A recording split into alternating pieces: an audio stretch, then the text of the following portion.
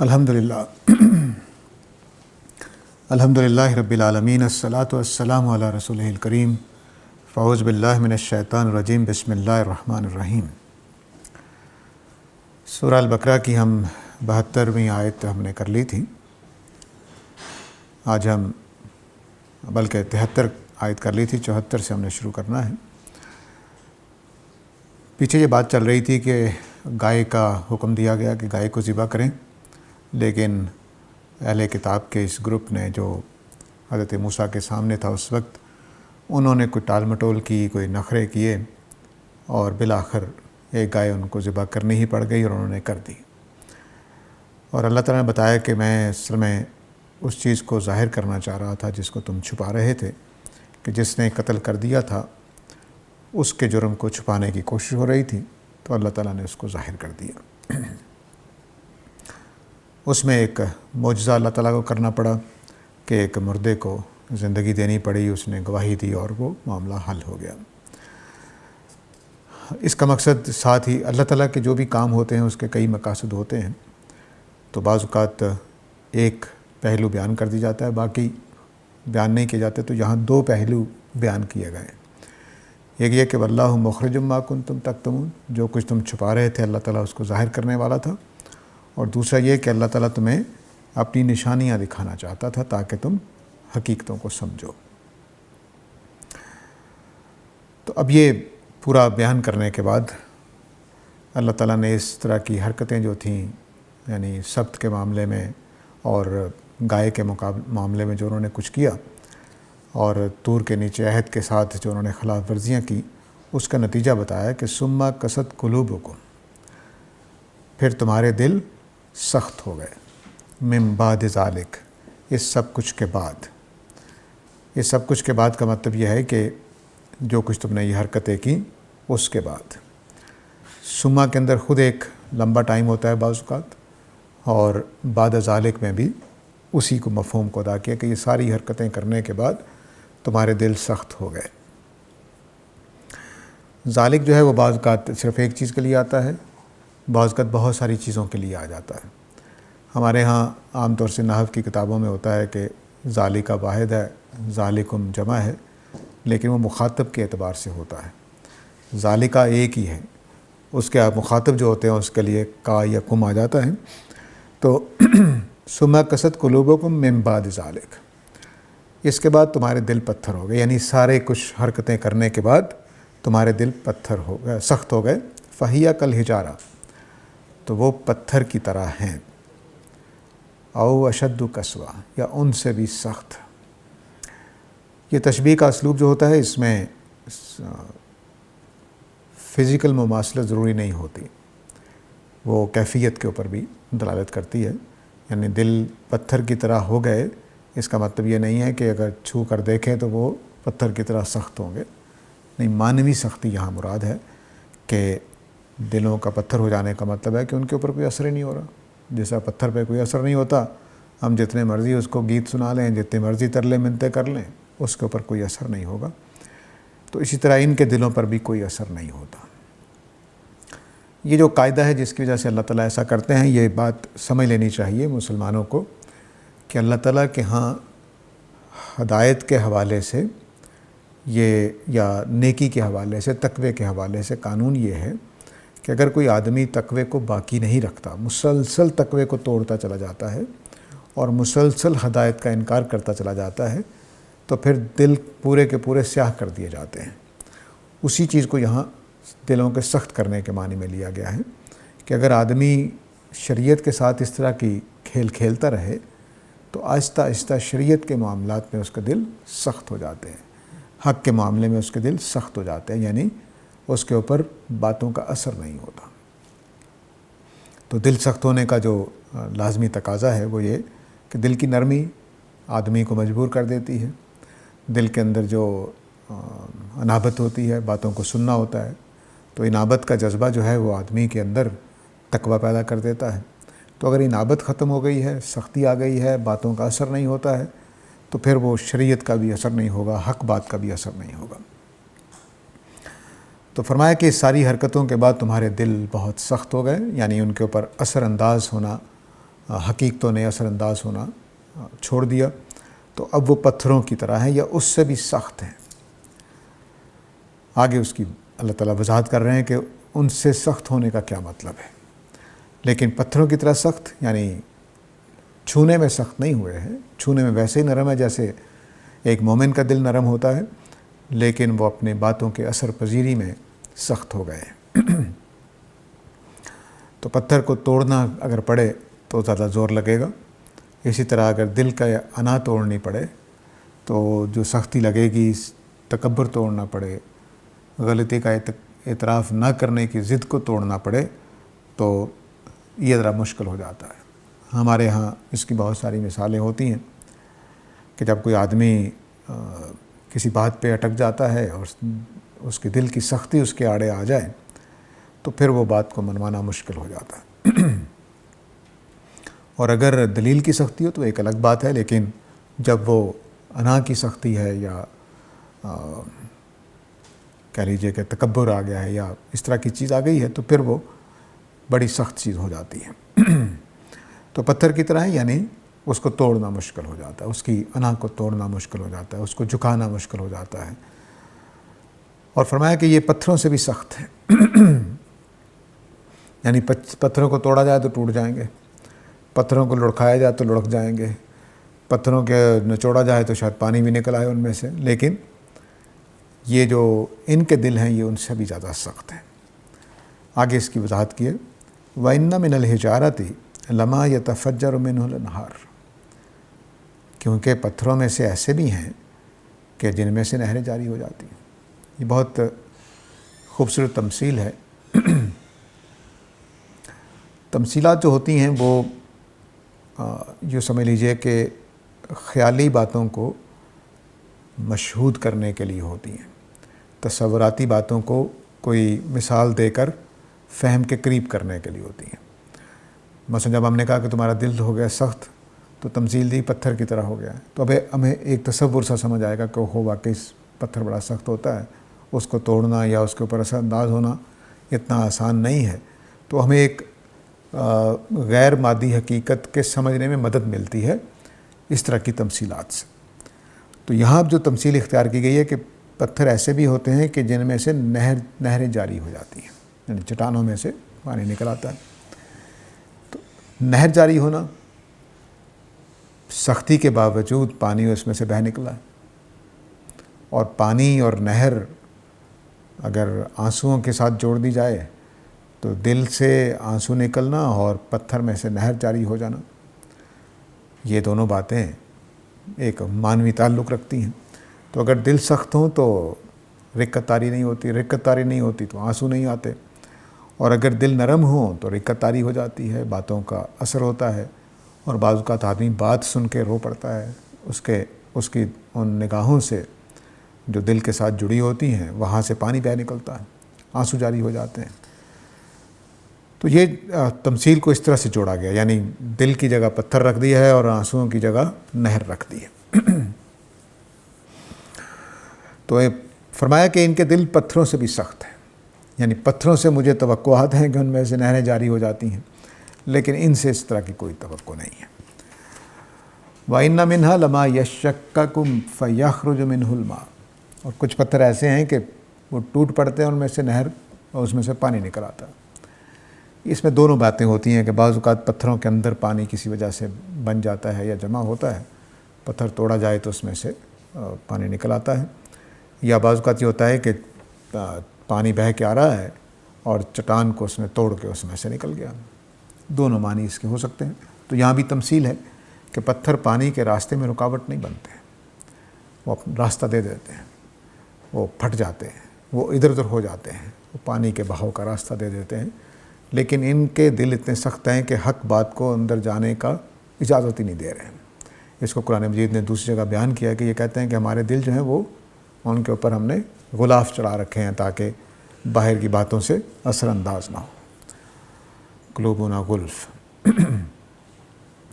تو پتھر ایسے بھی ہیں کہ جن میں سے نہریں جاری ہو جاتی ہیں، اور جیسے کہ موسیٰ نے پیچھے گزرا ہے کہ عصا مارا ایک چٹان میں سے 12 چشمے پھوٹ پڑے، وہ بھی ہو جاتا ہے۔ اور یہ بھی ہو جاتا ہے کہ پتھر راستہ دے دیتے ہیں، پھٹ جاتے ہیں اور پانی کو نکلنے کا راستہ دے دیتے ہیں، یا ان کے اندر سے پانی جو جمع ہوا ہوتا ہے وہ نکل آتا ہے۔ وَإِنَّ مِنْهَا لَمَا يَهْبِطُ مِنْ خَشْيَةِ اللَّهِ، اور ان میں سے کچھ ایسے ہیں جو اللہ تعالیٰ کی خوف سے لڑک پڑتے ہیں، گر جاتے ہیں۔ اور جو پہلی دو مثالیں تھیں اس میں اللہ کا خوف نہیں تھا، بلکہ پتھروں کی نرمی کو بیان کیا گیا تھا کہ پتھروں کی نرمی تم دو طرح سے ظاہر ہوتی ہے کہ اس میں سے نہریں جاری ہو جاتی ہیں، یا پتھر توڑا جائے تو اس میں سے پانی نکل آتا ہے، یا وہ ٹوٹ کر پانی کو گزرنے کا راستہ دے دیتا ہے۔ تو یہ جو پتھروں کا کردار ہے یہ بتا رہا ہے کہ ان کے دل اس سے بھی سخت ہیں، ان کے دلوں سے نہریں جاری نہیں ہو سکتی، ان کے دلوں کو شگاف کر کے پانی اپنا راستہ نہیں بنا سکتا، یا ان کے دلوں کے اندر جو جذبہ ہے کوئی وہ موجود نہیں رہا، کوئی نرمی، کوئی رقت، کوئی اس طرح کی چیز وہ موجود نہیں رہی ہے، لہٰذا ان کو توڑ بھی لیا جائے تو اس میں سے پانی نہیں نکلے گا۔ اور اس کے بعد فرمایا کہ کچھ پتھروں میں ایسے بھی ہیں کہ جو اللہ کے خوف کی وجہ سے گر جاتے ہیں۔ اس کے ساتھ اللہ تعالیٰ نے خوف کا جوڑ دیا ہے، اللہ کا خوف۔ اب یہاں پر ہمارے جو مادیت کی روشنی میں چیزوں کو سمجھتے ہیں وہ یہ جملہ بولیں گے کہ پتھروں کو خوف الہی کیا چیز ہے۔ تو اس میں دو باتیں عرض کروں گا کہ تمثیلات میں یہ چیزیں جوڑی جاتی ہیں، ضروری نہیں ہوتا کہ مادی حقیقت میں بھی وہ ویسے ہی ہوں۔ جیسے ابھی ہم نے پڑھا کہ پتھروں کی طرح ہو گئے دل، تو مادی حقیقت میں تو وہ نرم ہے۔ تو اس طرح سے کچھ چیزیں ہوتی ہیں جو مادی حقیقتوں کے ساتھ جوڑ دی جاتی ہیں، لیکن وہ ضروری نہیں ہے کہ ویسے ہوں چیزیں۔ لیکن جو پتھروں کے ساتھ اللہ تعالیٰ نے خشیت کو جوڑا ہے، اس کو قرآن مجید کا ایک باقاعدہ مضمون ہے جس کو اللہ تعالیٰ نے مختلف مواقع پر واضح کیا ہے۔ ایک جگہ اللہ تعالیٰ نے کہا ہے کہ یہ قرآن مجید اگر میں چٹانوں پہ نازل کر دیتا تو وہ خاشعاً متصدعاً ہو جاتی۔ ٹھیک ہے۔ اسی طرح ایک موقع پر اللہ تعالیٰ نے فرمایا ہے کہ میں نے زمین اور آسمان سے کہا کہ تم دونوں میرے پاس حاضر ہو جاؤ طوعاً و کرہا، تو دونوں نے کہا کہ ہم خوشی خوشی حاضر ہوتے ہیں۔ تو گویا خدا کی فرما برداری، خدا کی اطاعت، خدا کا خوف ان مخلوقات پر بھی ہے جن کو ہم بے جان سمجھتے ہیں، غیر عاقل سمجھتے ہیں۔ تو اللہ کا جو خوف ہے وہ پوری کائنات میں جاری و ساری ہے۔ خدا کا روب، خدا کی خدائی کا جو اثر ہے وہ ایک ایک چیز پر طاری ہے۔ یہ ساری چیزیں خدا کے حکم پر کھڑی ہیں فرما برداری کی وجہ سے۔ آج اللہ تعالیٰ کلمہ کن کہے تو قرآن نے تصویر کھینچی ہے نا کہ پہاڑ ایسے ہو جائیں گے جیسے روئی کے گالے، زمین چٹیل میدان بن جائے گی، کوئی چیز اپنی جگہ پہ قائم نہیں رہے گی۔ تو یہ خدا کے حکم کی فرما برداری ہے جو ان چیزوں پہ اثر انداز ہوتی ہے۔ تو وہ خدا کے خوف کی وجہ سے ان چیزوں پر قائم ہے۔ ایسا نہیں ہے کہ خدا کا بس کوئی لگا بندھا نظام ہے جس کے تحت چیزوں کو جوڑ دیا گیا ہے، وہ بھی ہے، اس کی بھی ایک حقیقت ہے، لیکن پیچھے خدا کی خشیت، خدا کی فرما برداری ان چیزوں کو اس پورے نظام میں جوڑے ہوئے ہیں۔ تو اس لیے پتھروں کے ساتھ جو جب اللہ تعالیٰ نے یہ خوف کا تصور جوڑا ہے تو یہ خدا کے ساتھ پتھروں کا ایک خاص تعلق ہے، جو اس بات کا امکان ہے کہ بعض اوقات پتھر اس لیے لڑک جاتے ہوں کہ وہ بارش کی وجہ سے ان کی جڑیں کھوکھلی ہو گئیں تو وہ لینڈ سلائیڈنگ ہو گئی، لیکن بعض اوقات پتھروں کا گرنا خدا کے خوف کی وجہ سے بھی ہو سکتا ہے، اور خدا کے خوف کا یہ جو عمل ہے یہ ہم دیکھ نہیں سکتے۔ اس کو بھی سمجھ لینا چاہیے کہ کیونکہ قرآن مجید میں بہت سارے ایسے مضامین ہیں جو مادی حقیقت میں سمجھ نہیں آتے۔ مثلا قرآن مجید کہتا ہے کہ جو شہاب ثاقب ہے میں پتھروں یہ شیطانوں کو مارتا ہوں، تو نظر نہیں آتا کہ کیسے شیطان تو نظر نہیں آ رہا، تو اللہ تعالیٰ کہہ رہے ہیں میں شیطانوں کو مارتا ہوں، تو اس کا کیا مطلب ہوا؟ تو ان چیزوں کو سمجھ لیجئے کہ ایک چیز جو ظاہری طور پہ نظر آ رہی ہے، مثلا میں نے اپنے گھر میں جو پنکھا لگا رکھا ہے تو وہ ہوا کے لیے لگا رکھا ہے، لیکن صرف ہوا کے لیے نہیں ہے، وہ خوبصورتی کے لیے بھی ہے۔ میں نے اس کے پنکھے کا ڈیزائن دیکھ کر، اس کا رنگ دیکھ کر خریدا ہے۔ تو اب آپ کہیں گے تم نے ہوا کے لیے لگایا ہے، خوبصورتی کے لیے کیا بات کر رہے ہو؟ میں ایک اور بات کہوں گا، میں نے پنکھا اس لیے لگایا ہے کہ لوگوں کو پتہ چلے کہ میرے پاس پنکھا خریدنے کے پیسے ہیں، اپنی عمارت ظاہر کرنے کے لیے پنکھا لگایا۔ آپ کہیں گے نہیں پنکھا تو ہوا کے لیے ہوتا ہے، تو آپ کو پنکھا لگانے کے میں نے 2 مقاصد ایسے بیان کیے جو نظر نہیں آتے۔ چلو خوبصورتی دکھائی جا سکتی ہے، لیکن یہ کہ میں نے اپنے امیر ہونے کو ظاہر کرنے کے لیے کیا ہے، یہ ہو سکتا ہے نظر نہ آئے۔ تو بعض چیزیں مادی حقائق کے پس پردہ ہوتی ہیں جو ہمیں دکھائی نہیں دے رہی ہوتی لیکن موجود ہوتی ہیں۔ تو اس لیے جب اللہ تعالیٰ نے کہا کہ پتھر اللہ کے خوف سے گر پڑتے ہیں، تو یہ مادی حقیقت کو اللہ تعالیٰ نہیں بیان کر رہے ہیں، بلکہ اس کے پیچھے جو پس پردہ چیزیں ہوتی ہیں ان کو اللہ تعالیٰ بیان کر رہے ہوتے ہیں۔ تو اس کو مادی معنی میں جو لیں گے ان کو یہ بات سمجھ نہیں آئے گی۔ جیسے میرا پنکھا لگانا کہ میں نے تکبر کے لیے لگایا ہے، کسی کو سمجھ نہیں آئے گا۔ پنکھا بھی تکبر کے لگ سکتا ہے، یا میں نے سفید کپڑے پہنے ہیں تو لوگوں کو دکھاؤں کہ کیا بات ہے، کتنا نفیس آدمی ہوں، یہ آپ نہیں جان سکتے، لیکن میں نے پہنے اس لیے تو بتا رہا ہوں۔ تو اس لیے اللہ تعالیٰ کہہ رہے ہیں کہ یہ پتھر جو ہیں یہ میری خشیت سے گر پڑتے ہیں، کیونکہ ہمیں تو پتہ نہیں پتھر خشیت سے گرتے ہیں کہ نہیں گرتے، لیکن اللہ تعالیٰ بتا رہے ہیں۔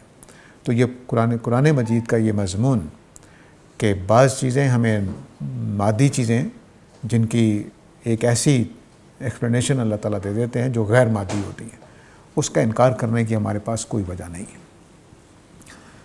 یہاں پر ایک منطقی استحالہ پیدا کر دیا جاتا ہے۔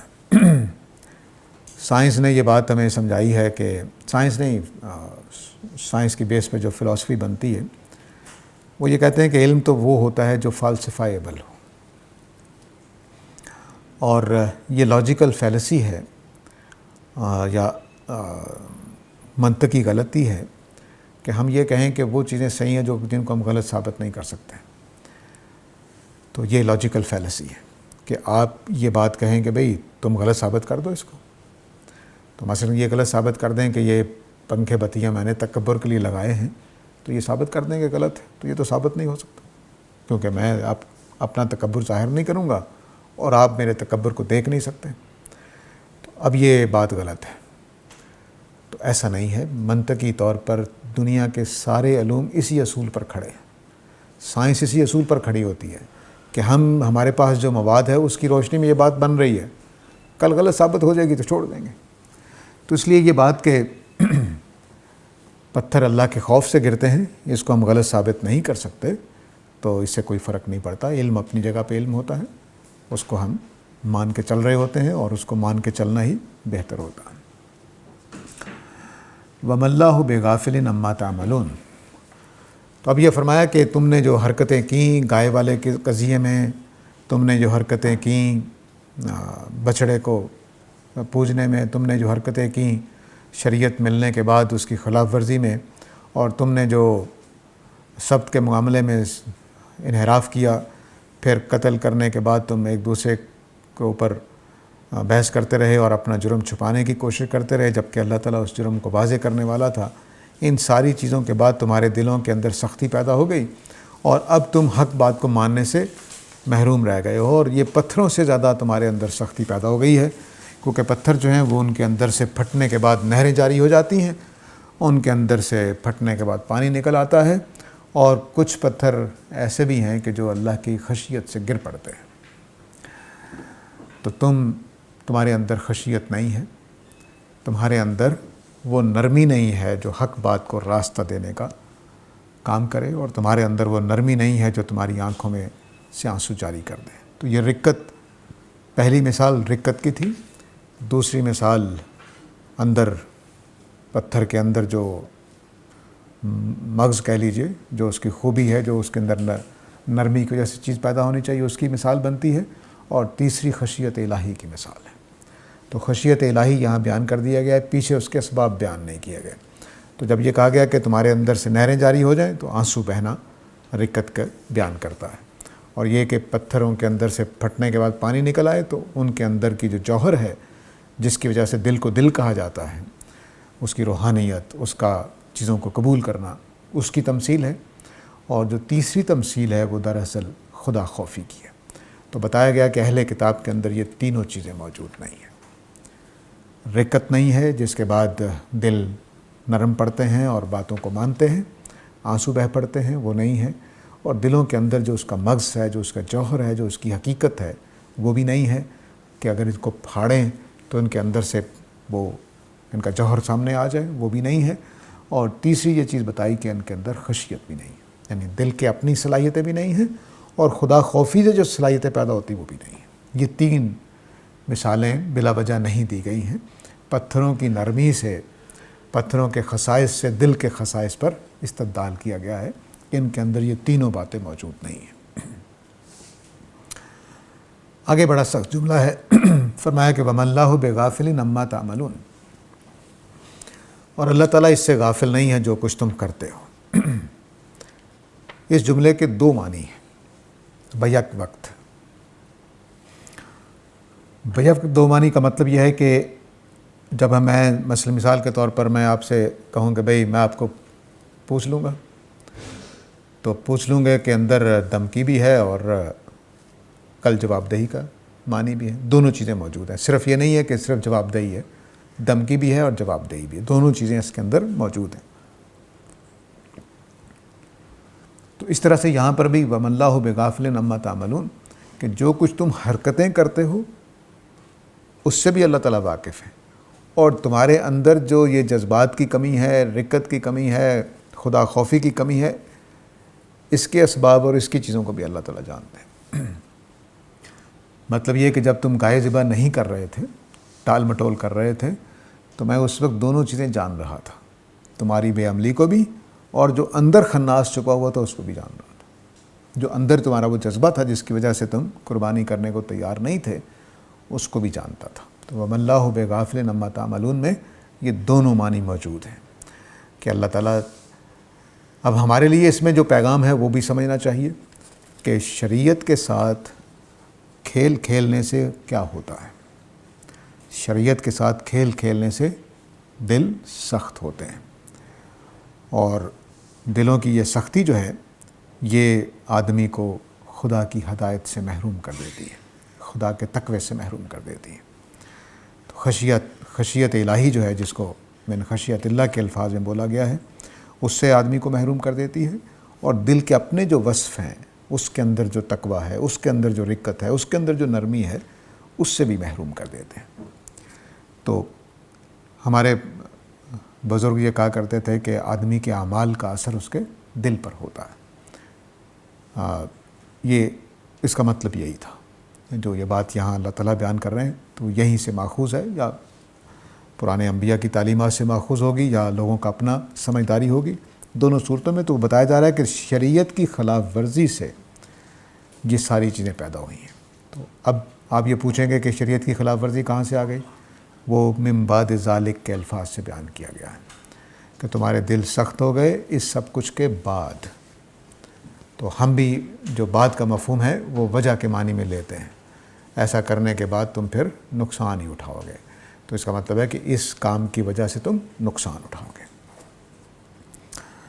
تو اب یہ ظاہر ہے کہ شریعت کے ساتھ ہمارے امت میں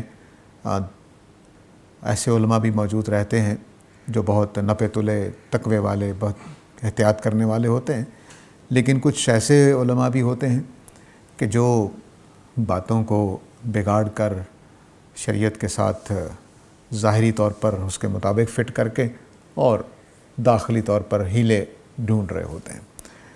تو ایسے لوگوں کے لیے، ایسے علماء کے لیے، اور ہم عام انسان بھی علماء کی بات صرف نہ کرنی چاہیے، ہم عام جو عمل کرنے والے لوگ ہوتے ہیں بعض وقت وہ بھی ڈنڈی مار رہے ہوتے ہیں، اندر کچھ ہوتا ہے، ظاہری طور پر چیز کو پورا کر رہے ہوتے ہیں۔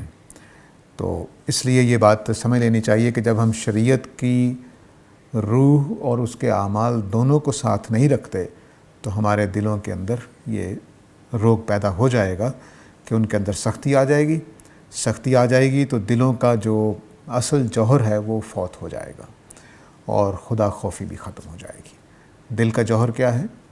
دل اللہ تعالیٰ نے بنایا ہے حقائق کو ماننے کے لیے، سمجھنے کے لیے، جہاں پہ نرم پڑنا ہے وہاں نرم ہونے کے لیے، جہاں سخت ہونا ہے وہاں سخت ہونے کے لیے دل اس لیے بنایا ہے۔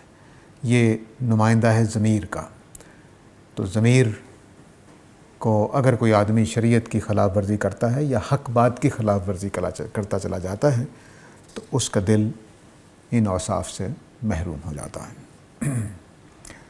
اس محرومی کا نتیجہ پھر جو اللہ تعالیٰ نے بتا دیا ہے وہ 3 شکلوں میں ظاہر ہوتا ہے کہ نہریں جاری ہونا بند ہو جاتی ہیں پتھروں کے اندر سے، پتھر کو پھوڑ کر جو اس میں سے پانی نکل سکتا ہے وہ ختم ہو جاتا ہے، یعنی اس کا اپنا اصل مغز جو پتھر کا ہے وہ ختم ہو گیا، اور خشیت الہی ختم ہو گئی۔ اور اللہ تعالیٰ ان ساری باتوں کو جان رہے ہیں، تمہارے دل کے حالات کو بھی جانتے ہیں، تمہاری نیتوں کو بھی جانتے ہیں، اور تمہارے اعمال کو بھی جانتے ہیں۔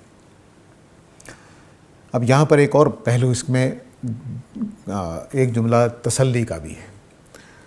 وہ تسلی کا مضمون یہ ہوتا ہے کہ مثال کے طور پر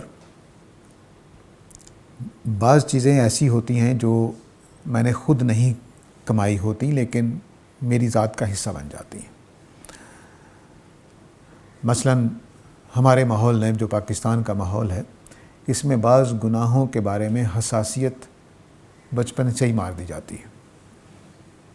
مثلاً جھوٹ بولنا،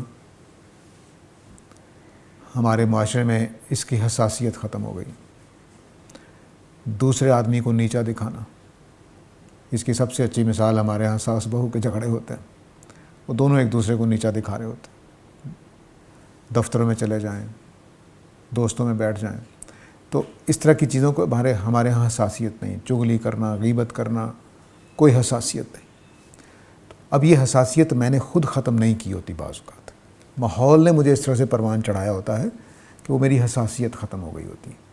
اس طرح کے مواقع پر پھر اللہ تعالیٰ نرمی بھی کرتے ہیں کہ بھئی یہ ایسا مسئلہ ہے کہ جس میں یہ اپنے ماحول کی وجہ سے پھنسا ہوا ہے، تو وہاں اتنی سختی نہیں کریں گے جتنی میں ان چیزوں میں کریں گے جو میں نے خود اپنے اعمال کی وجہ سے کمائی ہے۔ تو یہ نرمی بھی ہو سکتی ہے، لیکن شعور کی عمر میں آ کر ایک مسئلہ پیدا ہوتا ہے، خاص طور سے جب آدمی 40 سال کی عمر پھلانگ جائے۔ اس کو اللہ تعالیٰ نے سورہ جاسیہ وغیرہ میں بیان کیا ہے، احقاف ہے یا جاسیہ ہے میرا خیال، بر انہی صورتوں کے آس پاس کہیں ہوگا۔ اس میں یہ اللہ تعالیٰ نے کہا ہے کہ 40 سال کی عمر کے بعد آدمی کے اندر شعور زیادہ بیدار ہو جاتا ہے۔ تو جو بچپن میں ماحول نے عادتیں ڈالی ہیں، وہ 40 سال کی عمر میں جا کر ان کے اوپر غور کرنے کی قوت انسان کے اندر پیدا ہو جاتی ہے۔ میں نے خود جب میں 40 سال کا ہوا تو میں نے محسوس کیا تھا کہ مجھے اپنے والدین کا خوف ختم ہو گیا ہے۔ بہن بھائیوں کی پرواہ اتنی نہیں رہی کہ بہن بھائی کیا کہیں گے، ہوتا ہے نا کہ یہ کروں گا تو بہن بھائی کیا کہیں گے، معاشرہ کیا کہے گا، والدین کیا کہیں گے۔ تو یہ خوف آہستہ آہستہ، یعنی میں 40 سال کی عمر میں جا کر انڈیپینڈنٹ ہو گیا۔ اب اس موقع پر اگر کسی کے اندر یہ چیزیں ختم نہیں ہوئیں اور اس نے اس کو کریت کر ختم کرنے کی کوشش نہیں کی، تو ہو سکتا ہے کل قیامت والے دن پوچھا جائے، جو ماحول نے پیدا کر دی ان کی بات کر رہا ہوں، کہ 40 سال کی عمر میں جا کر اب آدمی بھی اپنی بیوی سے ڈرے، اب آدمی اپنی ماں سے ڈر کر جھوٹ بولے، اب آدمی اپنے دوست سے ڈر کر جھوٹ بولے۔ نہیں، اب تو بڑا ہو گیا ہے، سمجھدار ہو گیا ہے، اپنے پاؤں پہ کھڑا ہو گیا ہے، تو بہادر ہو جانا چاہیے اس کو، اتنا کہ اب وہ سچائی کے لیے دوسروں کی ناراضی مول لینے کو تیار ہو جائیں، دوسروں کی ڈانٹ کھانے کے لیے تیار ہو جائیں۔ تو اس لیے یہ لازمی بات ہے، اور یہ ہمارے شعور کو بیدار کرنا چاہیے اپنے کو، کہ ہم ہمیشہ موازنہ کریں۔ اللہ تعالیٰ نے آگے چل کر اس موازنے کو سمجھایا بھی ہے کہ جو گناہ، اور بلکہ پیچھے گزر چکا ہے، گناہ اور نفع کا موازنہ یہ نہیں ہے کہ نفع اور نقصان کا موازنہ نہیں ہے، یا نفع اور کم نفع کا اور زیادہ نفع کا موازنہ نہیں ہے کہ یہ کام کرنے سے زیادہ نفع ہوگا اور یہ کرنے سے کم نفع ہوگا تو میں زیادہ والا کر لیتا ہوں، یا یہ کام کرنے سے نقصان ہوگا اور یہ نفع والا کام ہے میں اس کو اختیار کر لیتا ہوں۔ اللہ تعالیٰ نے کہا ہے کہ نہیں، گناہ اور نفع کے درمیان موازنہ کیا کرو،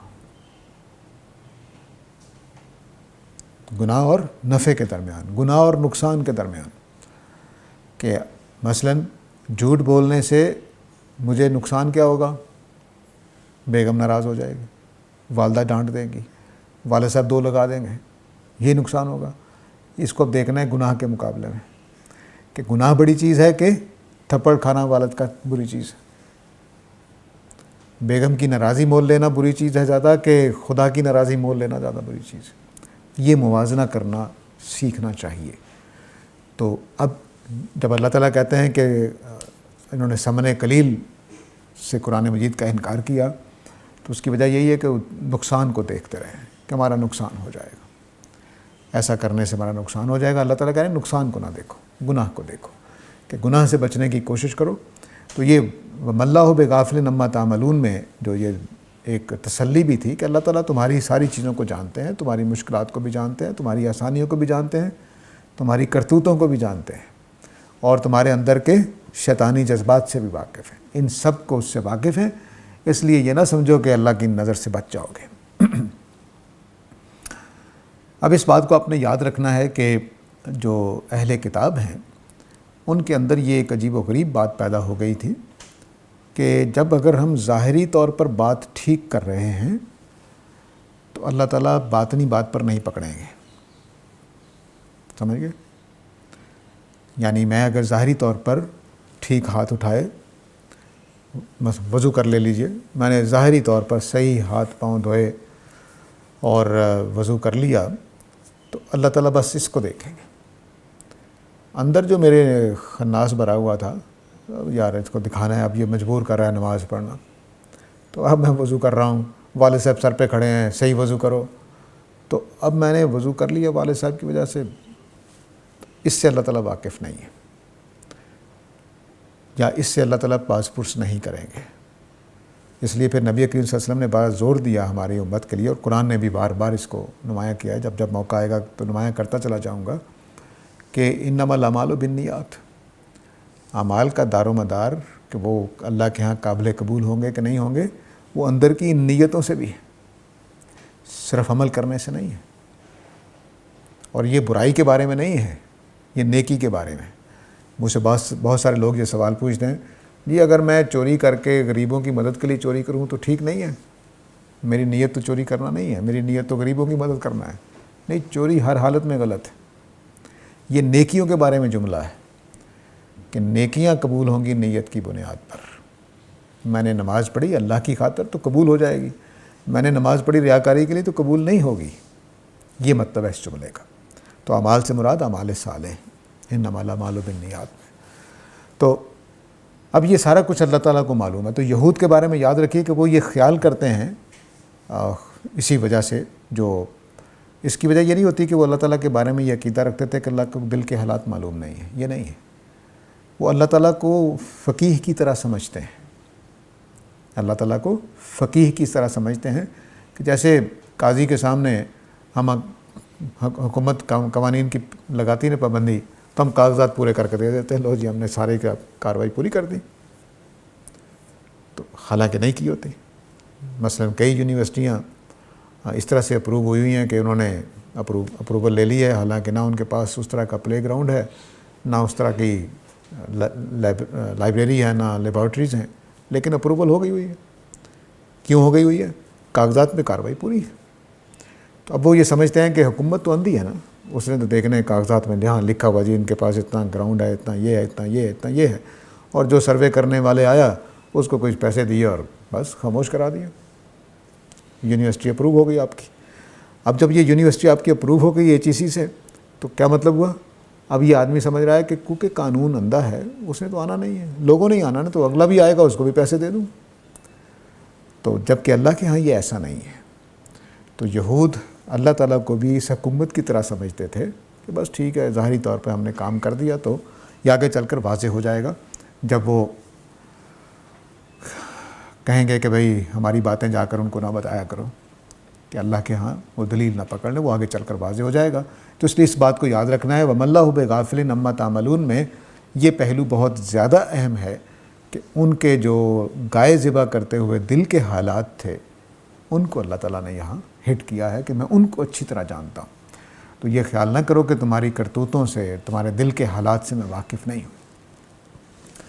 اب جب یہ اللہ تعالیٰ نے اتنی لمبی تمہید باندھی ہے کہ دو باتیں سمجھانے کے لیے، ایک یہ کہ یہود کے ساتھ میرا معاملہ اس بنیاد پر نہیں ہے کہ وہ انبیاء کی اولاد ہے، میرا معاملہ سارے کا سارا تقوی کی بنیاد پر رہا ہے، اور اس بنیاد پر رہا ہے کہ میں نے ان کو فضیلت دے کے ایک کام کے لیے چن لیا تھا۔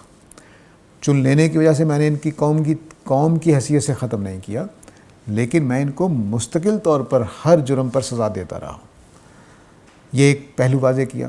سورہ آیت نمبر 62 سے آگے جو اللہ تعالیٰ نے مثالیں دی ہیں وہ اس بات کی دی ہیں کہ ان کے جو خلاف ورزیاں کیں اس کے نتائج کیا نکلے، ان کے دل کے اوپر کیا اثرات ہوئے۔ دل کے اندر سے 3 وصف ختم ہو گئے۔ جب وہ 3 وصف ختم ہو گئے تو اب یہ اللہ کی خشیت نہیں رکھتے۔ تو اگلی اب جملہ دیکھیے کہ ایسے لوگوں سے تم توقع رکھتے ہو کہ وہ ایمان لے آئیں گے۔ کس طرح سے جوڑ دیا بات کو، افتطمعون ان یؤمنوا لکم وقد کان فریق منہم یسمعون کلام اللہ ثم یحرفونہ، کہ کیا تم توقع رکھتے ہو کہ یہ سبت کے ساتھ یہ کرنے والے، گائے والے واقعے میں یہ کرنے والے، جرموں کو چھپانے والے، اللہ سے عہد باندھنے کے بعد اس سے پھر جانے والے، وہ تمہاری بات مان لیں گے؟ یہ ہو کیسے سکتا؟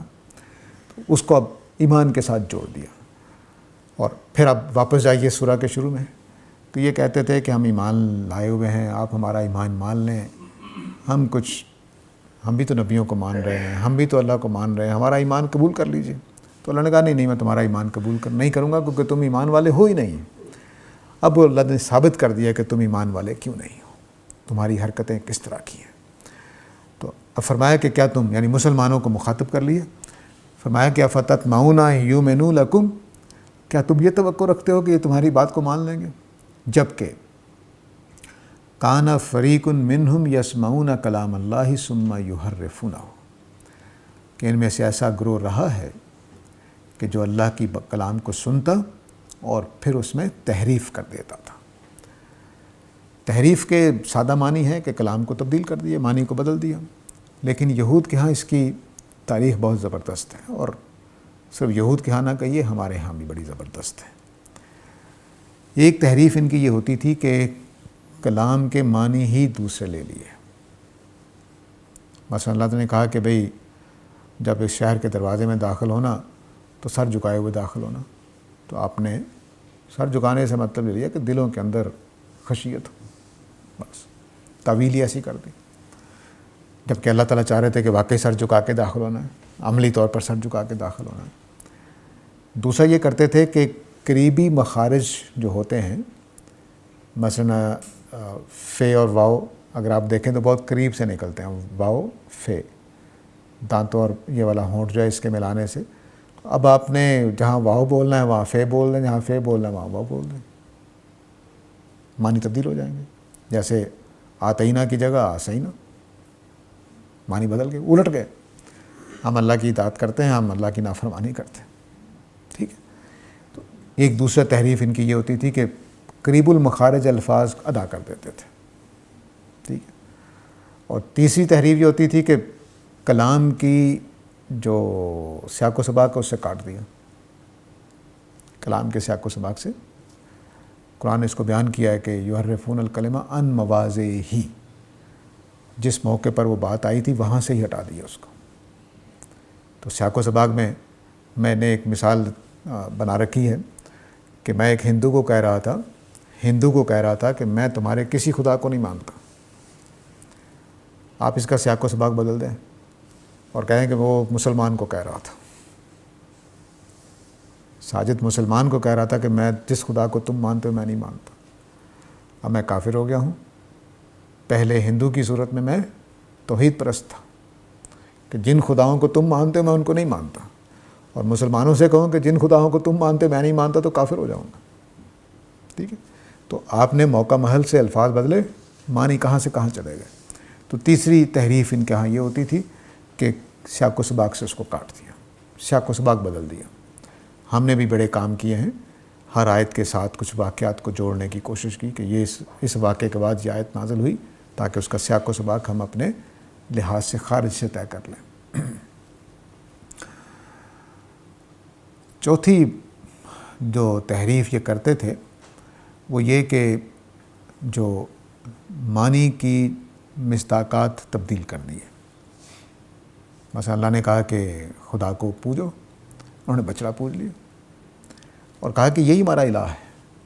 اگر آپ قرآن کے مقامات کو دیکھیں تو وہ یہ نہیں کہہ رہے تھے کہ ہم نے بچڑے کو خدا کے علاوہ خدا بنایا ہے، وہ کہتے ہیں یہ الہ ہمارا یہی ہے. مصداق بدل دیا. خدا کا مصداق وہ جو ہستی ہے اوپر آسمانوں پہ رہتی ہے, اس ہستی کی جگہ بچھڑے کو کھڑا کر دیا. تو اب جب حضرت موسیٰ نے آ کر کہا تو نہیں چھوڑنے کو تیار ہوئے ہیں. مثلا میں نے کہا جی کہ آپ پانی پلائیے اور آپ پانی کی جگہ شراب لے آئے, تو اب آپ نے پانی کا مصداق بدل دیا ہے. میں نے تو شراب نہیں مانگی تھی, پانی مانگا تھا. تو اب یہ جو آپ نے اس کے معنی بدل دیے ہیں, یہ اب تو مصداق بدل دینا بھی ان کے ہاں تحریف کا ایک طریقہ رہا. اور فقہ کے اندر سب سے آسان یہی ہوتا ہے کہ مثلا قرآن نے کہا کہ انہوں نے اپنی نماز ضائع کر دی. نماز ہماری جیسی تھی, یہود کی بھی, لیکن انہوں نے مختصر کر دی, 3 ٹائم کی کر دی 5 کی بجائے, یا اس میں اعمال کم کر دی. اور اہل کتاب کا دوسرا گروپ جو ہے نصارہ, مسیحی برادری جو ہے, انہوں نے اتوار کے اتوار مخصوص کر دی, باقی 5 دن روزانہ کی 5 نمازیں ختم کر دیں. جبکہ خود انجیل میں موجود ہے کہ حضرت عیسیٰ نماز پڑھنے کے لیے جاتے تھے پہاڑی پر کسی پر. ٹھیک ہے, تو اس طرح سے جب بات واضح ہو جاتی ہے کہ تحریف کا مطلب یہاں کیا ہے. تو اب تحریف پیچھے دیکھیے کیا واقعات ہیں. گائے ذبح کرنی ہے, ذبح کرنے کو دل نہیں چاہ رہا, تب ٹال مٹول کو بھی تحریف کا حصہ سمجھے کہ حکم ماننے کو تیار نہیں ہے. حکم ماننے کو تیار نہیں ہے تو اس لیے اس کے لیے کوئی بھی رستہ اختیار کریں گے. سبت میں جو کیا وہ بھی تحریف ہے. تو فرمایا کہ کیا تم یہ توقع رکھتے ہو کہ یہ ایمان لے آئیں گے جن کے دل اس طرح کے اوصاف سے ہی محروم ہو چکے ہیں. اور ان کی صورتحال تو یہ رہی ہے کہ اتنے آگے بڑھ گئے ہوئے تھے کہ اللہ کا کلام سمجھنے کے بعد, سن لینے کے بعد اس کو تبدیل کر دیتے تھے, تحریف کر دیتے تھے. اب جہاں 2 لفظ بولے گئے ہیں, یسمعون کلام اللہ, وہ اللہ کا کلام سنتے پھر اس میں تحریف کر دے, من بعد ما عقلوہ, سمجھنے کے بعد, یعنی اس کا صحیح معنی سمجھ کے ہوتے تھے. یہ کہنا کہ معنی ہی غلط سمجھے, نہیں, صحیح معنی سمجھ کے ہوتے تھے پھر تحریف کر دیتے تھے. اللہ نے کہا تھا سجدہ کرتے ہوئے جانا, گائے ذبح کر دو, سمجھ گئے کہ گائے ذبح کرنے کا حکم سادہ سا ہے, لیکن بس اب وہ ٹال مٹول اور نئے نئے سوالات. تو یہ جرم ہے اصل میں. تو اب جرم کیا ہوا؟ جرم یہ ہوا کہ اللہ کا کلام سنا اور سمجھ بھی گئے پھر تحریف کی. ایک ہے کہ ہم نے بات کو سنا اور غلط سمجھ گئے, یہ جرم نہیں ہے. یعنی پوری دیانتداری سے غلطی لگ گئی سمجھنے میں, یہ جرم نہیں ہے. جرم یہ ہے کہ آپ صحیح سمجھ گئے, اب معنی غلط کر رہے ہیں, آپ اس میں تبدیلی کر رہے ہیں. اگلی ایک اور شرط اللہ تعالیٰ نے ڈالی, وَهُمْ يَعْلَمُونَ, اور یہ سب کچھ وہ جانتے بوجھتے کر رہے تھے. یعنی اس میں بھی اللہ تعالیٰ کہہ رہے ہیں کہ کوئی رعایت ہو سکتی تھی کہ سمجھنے کے بعد کچھ کسی مصلحت کی وجہ سے, کسی اور فقہی مسئلے کی وجہ سے, یا کسی اور آیت کی وجہ سے معنی میں تحریف کی, لیکن فرمایا کہ نہیں, یہ جرم وہ جانتے بوجھتے کرتے تھے. تو جرائم انہی 2 شرطوں کی وجہ سے جرم بنتا ہے کہ آپ بات کو جان گئے اور آپ نے جانتے بوجھتے اس کی خلاف ورزی کی. آپ حق کو پہچان گئے اور جانتے بوجھتے آپ نے اس کا انکار کر دیا. جرم بنتا ہی تب ہے, اس کے بغیر جرم نہیں بنتا. تو آدمی مجرم کون ہوتا ہے؟ میں جانتا ہوں قتل کرنا جرم ہے, قتل کر ڈالوں. میں جانتا ہوں ٹریفک کا قانون توڑنا ہے, ٹریفک کا قانون توڑ ڈالوں. تو مجرم تبھی بنوں گا, جانتا ہوں. اور اگر کسی علاقے میں مثال کے طور پر پاکستان میں آج ٹریفک کا قانون نافذ ہو, تو ان کو پہلے کوئی ہفتہ 15 دن دینے پڑیں گے تاکہ سارے لوگ جان لیں کہ کیا قوانین ہیں, تبھی ہو, تب وہ پکڑیں گے, جرم سزا بھی دیں گے. لیکن بتائے بغیر تو سزا نہیں دے سکتے. تو اس طرح سے یعلمون بھی ہونا چاہیے اور من بعد ما عقلوا بھی ہونا چاہیے کہ جانتے بوجھتے سمجھنے کے بعد صحیح مطلب سمجھ گئے, لیکن سمجھنے کے باوجود اور جانتے بوجھتے خود اپنی مرضی سے, نہ اس میں کوئی دباؤ تھا نہ اس میں کچھ تھا, شرارت کی غرض سے, خدا کی نافرمانی کی غرض سے ایسا کرتے تھے. تو یہ اب جو بات یہاں تک پہنچ گئی ہے کہ یہود کو یہ بات سمجھا دی گئی ہے کہ تم لوگ ایمان لانے کی وجہ یہ نہیں ہے کہ قرآن مجید کوئی کمزور چیز ہے, یا نبی کریم صلی اللہ علیہ وسلم کے ہاں کوئی نعوذ باللہ کمزوری ہے, یا قرآن مجید میں کوئی کمزوری ہے نعوذ باللہ، بلکہ تمہارے اندر وہ اوصاف ختم ہو چکے ہیں جو حق بات کو ماننے میں کام آتے ہیں۔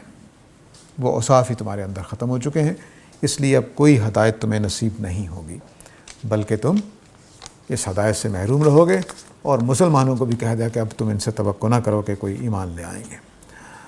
تو وقت ہو گیا جی، وآخر دعوانا الحمدللہ رب العالمین۔